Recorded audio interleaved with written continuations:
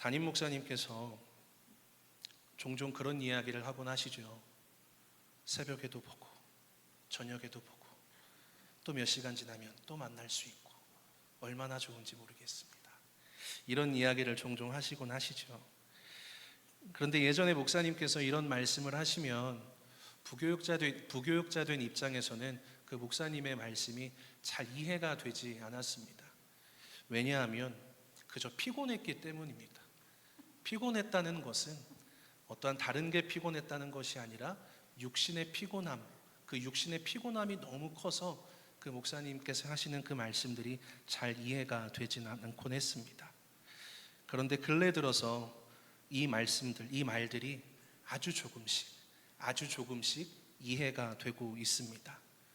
목사님께서 그러한 이야기를 하실 때 어떠한 의미로 그러한 말씀들을 하셨는지는 저는 잘 모르겠지만 제 나름대로 해석하는 것은 그런 거예요. 서로 다른 삶을 살아가는 우리가 그리스도 예수 안에서 하나로 묶이고, 그리고 하나로 묶인 우리가 얼굴을 마주하고 살아계신 하나님께 예배를 드릴 수 있다는 것이 참으로 복된 일이구나, 참으로 기쁜 일이구나 라는 것을 아주 조금씩 알게 되는 것 같습니다. 로마서 8장 1절을 보면 이렇게 시작하죠. 그러므로 이제 그리스도 예수 안에 있는 자에게는 결코 정죄함이 없나니, 그리스도 예수 안에 있는 자에게는 결코 정죄함이 없다라고 말씀을 합니다. 그렇다면 로마서 8장 1절에서 가장 핵심되는 단어가 있다면 뭘까요? 가장 핵심되는 단어, 바로 그리스도 안에 있다는 것입니다. 내가 그리스도 안에 있다는 것이고 우리가 그리스도 안에서 하나로 묶여 있다는 것입니다. 그래서 그리스도 안에 묶여 있는 내가 어디에 소속되어 있고 내가 누구에게 속해 있는지 아는 것이 무엇보다 중요하다라는 것이죠. 그래서 로마서 8장 1절이 로마서 8장 전체를 이해하는 주제이기도 합니다.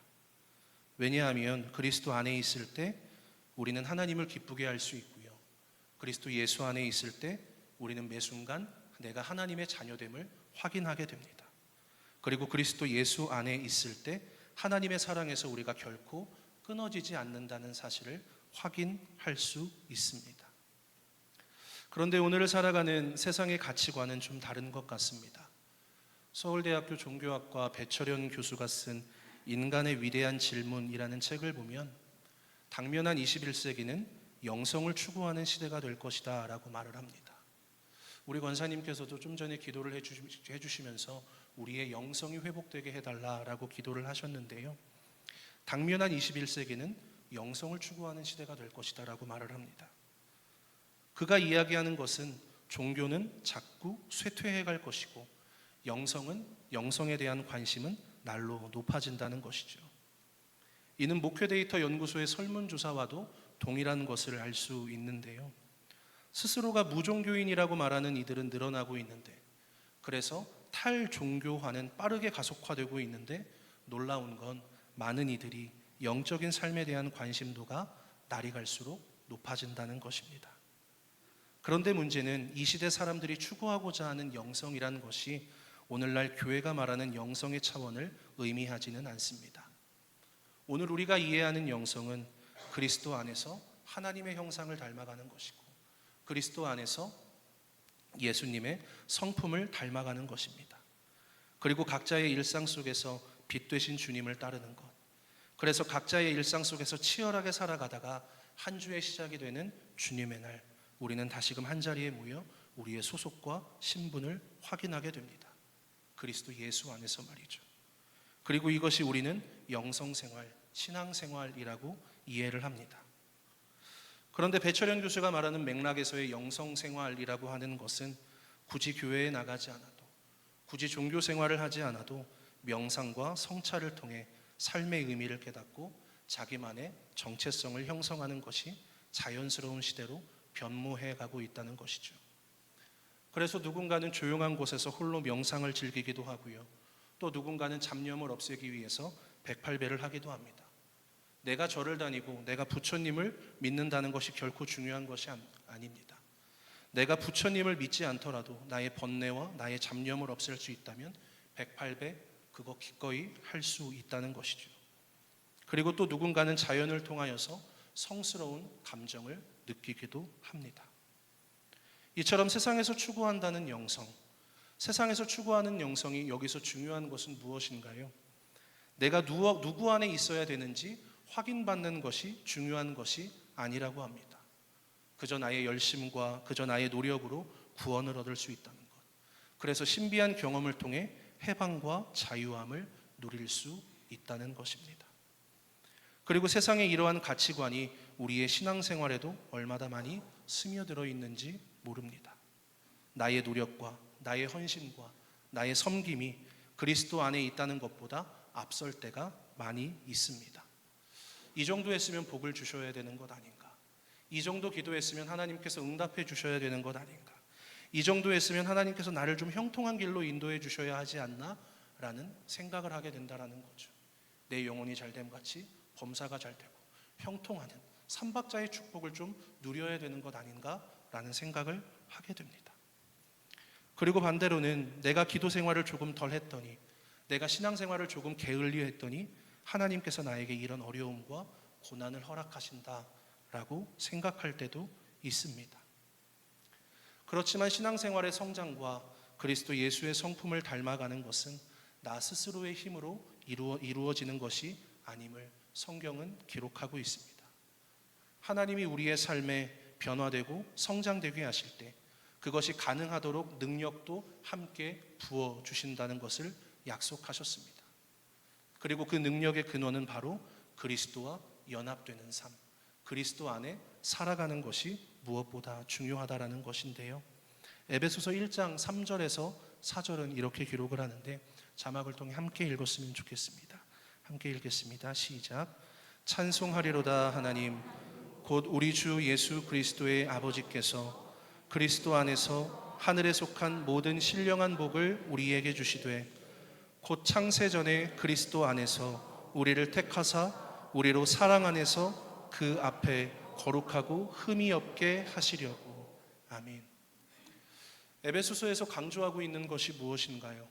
그리스도 안에 있다는 것이 무엇보다 중요하다는 것입니다.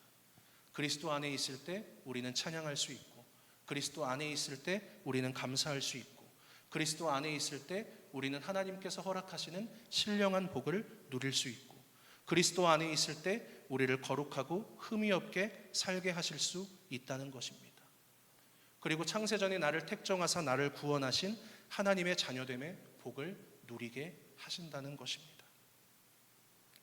이처럼 성경은 우리의 신앙 성장의 모든 과정이 비인격적이라거나 개인의 노력과 열심에 의해서 달성되는 것이 아니라 그리스도 예수 안에서 일어나는 유기적인 일임을 말하고 있습니다.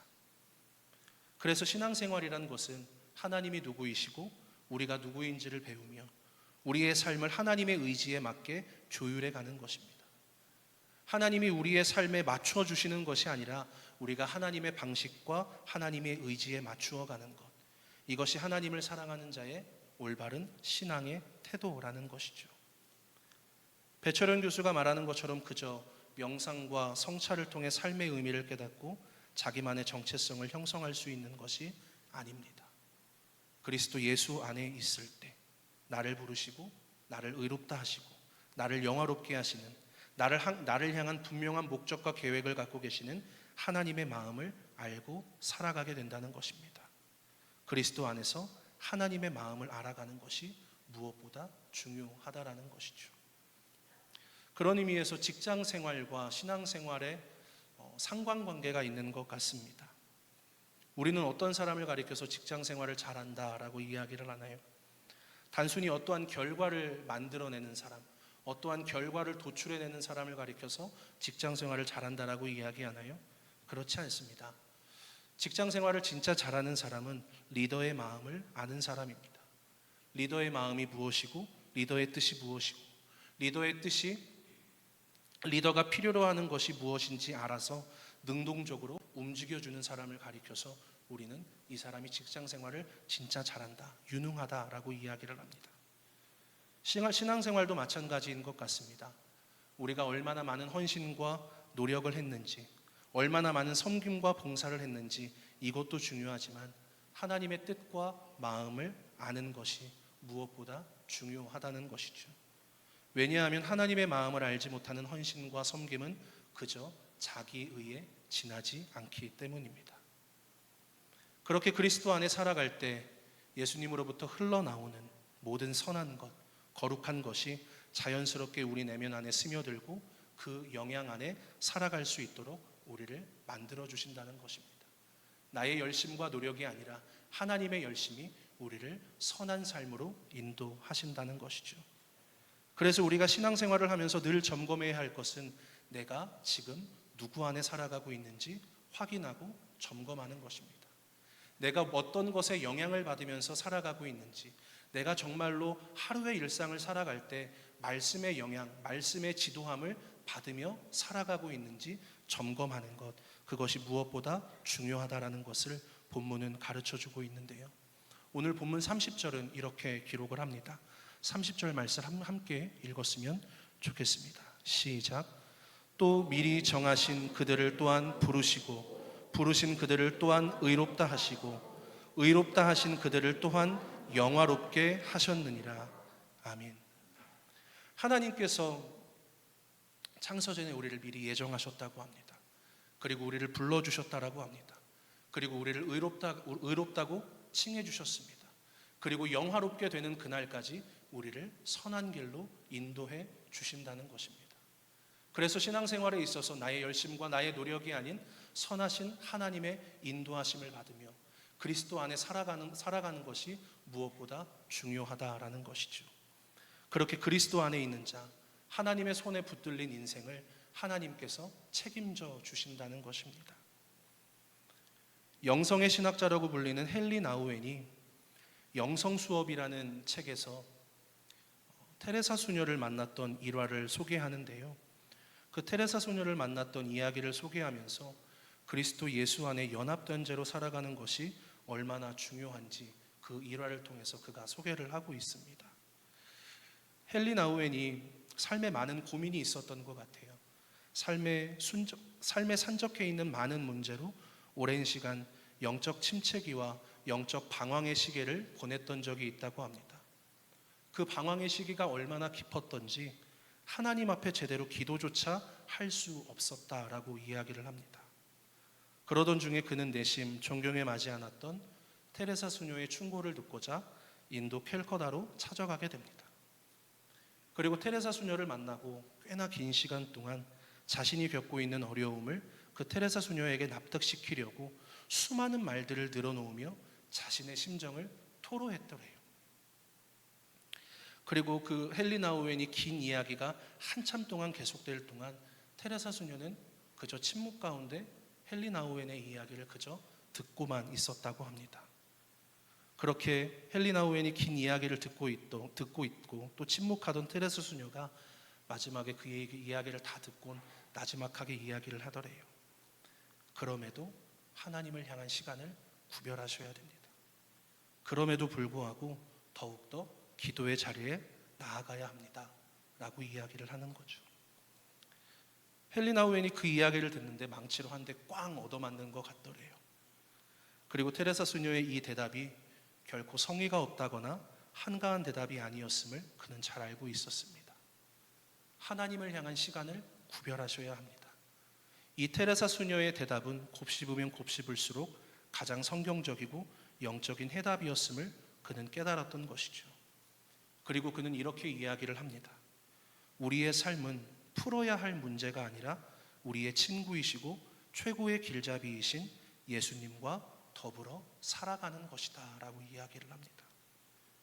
그럼에도 하나님을 향한 시간을 구별하셔야 합니다. 그럼에도 불구하고 더욱더 기도의 자리에 나아가야 됩니다. 신세한탄을 하기에 앞서서 하나님 앞에 엎드려야 된다라는 것을 테레사 수녀는 그렇게 이야기를 했던 것이죠. 인생의 순례의 여정 속에 내가 누구와 동행하고 있는지 확인해야 한다라는 것.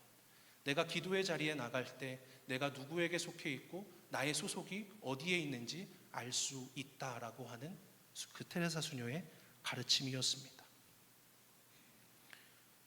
여러분은 어떠세요?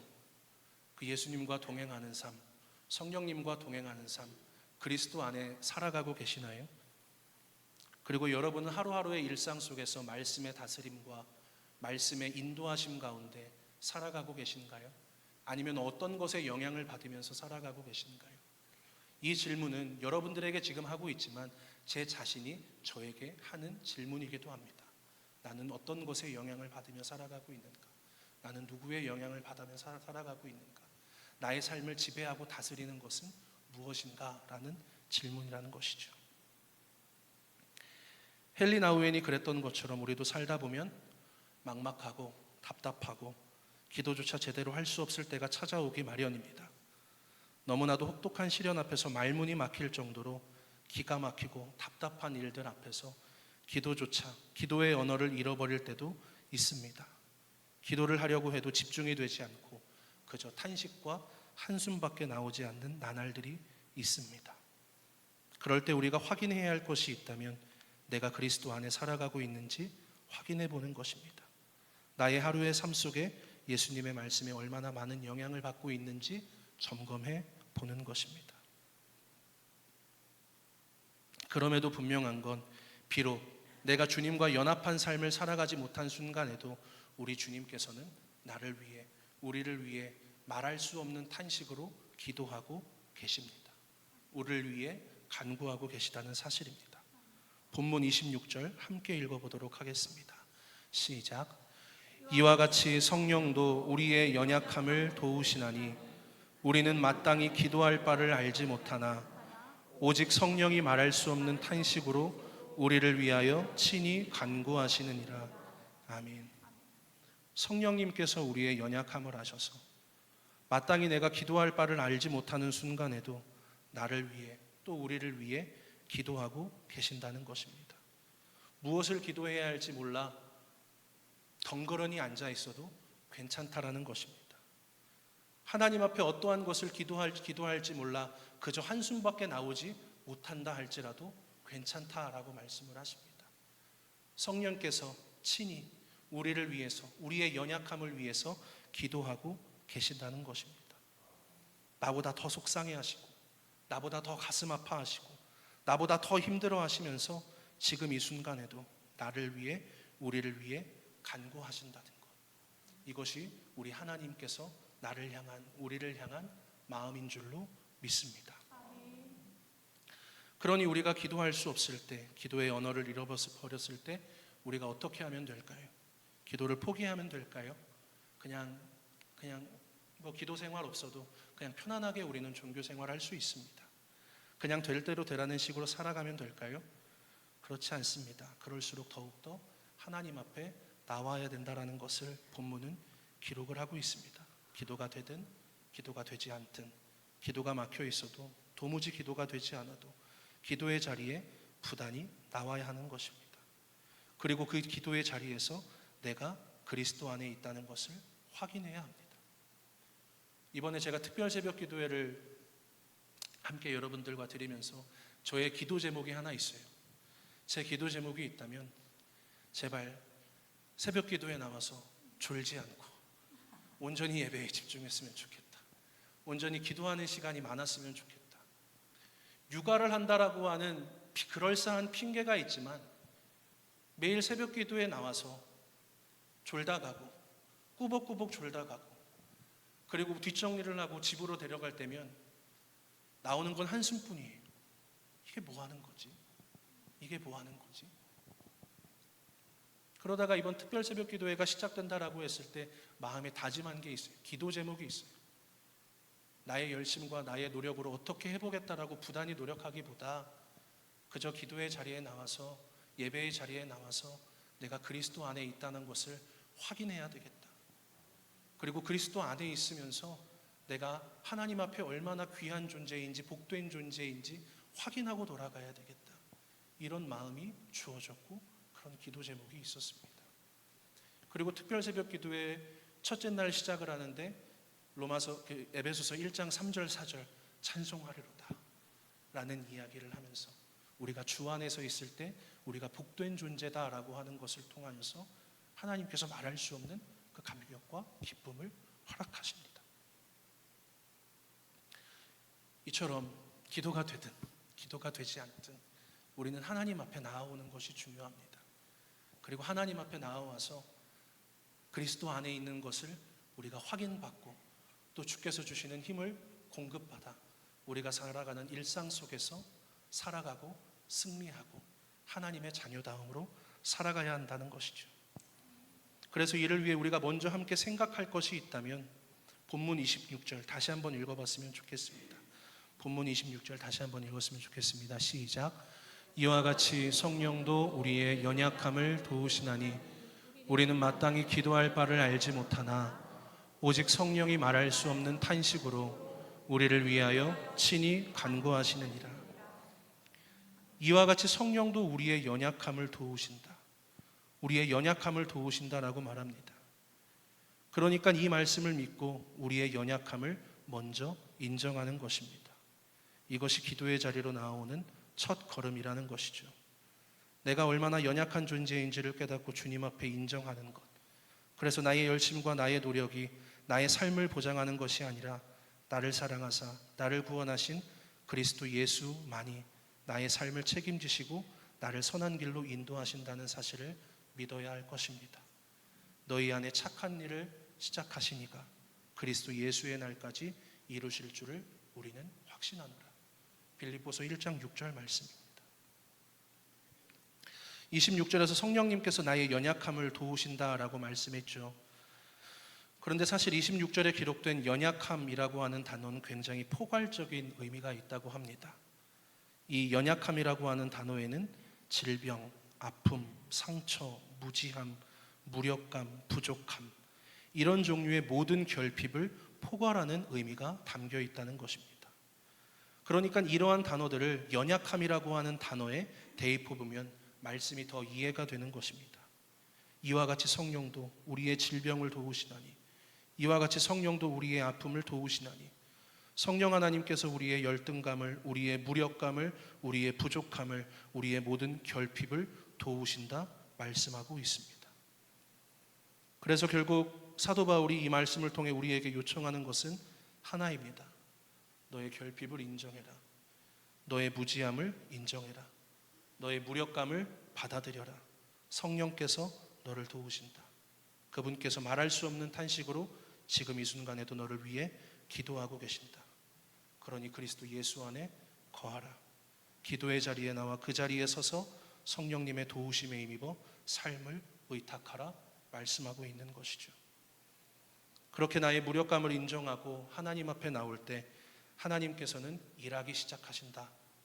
하나님께서 우리의 삶에 하나님 선한 일을, 새로운 일을 만들어내신다라고 말씀하고 있습니다.